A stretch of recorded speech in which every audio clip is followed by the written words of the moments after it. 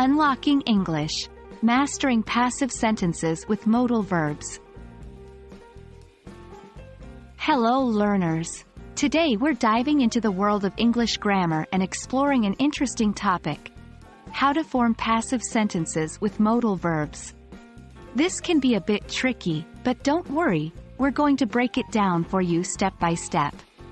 Remember, our formula for this is subject plus modal verb plus be plus past participle.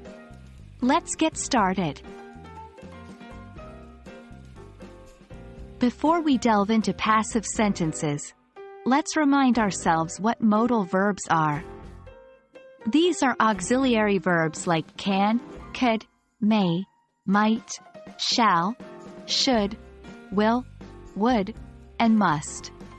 These verbs express necessity, possibility, permission, or ability.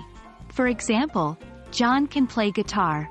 Here, the modal verb, can, shows ability. Now, let's move on to forming passive sentences. In passive sentences, the focus is on the action, not who performed it.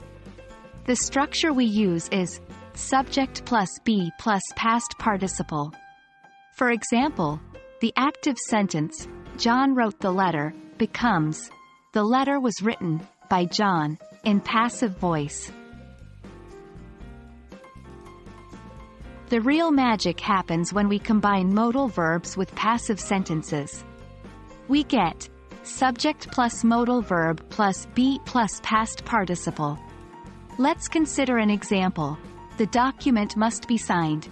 Here, must is the modal verb showing necessity, be is the auxiliary verb, and signed is the past participle showing the action done to the subject.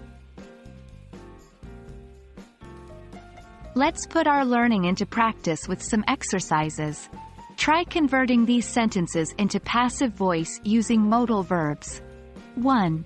John can complete the project. The project. 2. They should finish the assignment. The assignment. 3. The chef will cook the meal. The meal. And that's a wrap for today's session on forming passive sentences with modal verbs. We hope this video helps you understand this topic a little better. Keep practicing, and before you know it, you'll be using modal verbs in passive sentences like a pro. Thank you for watching, and remember, keep learning, keep growing. Happy studying!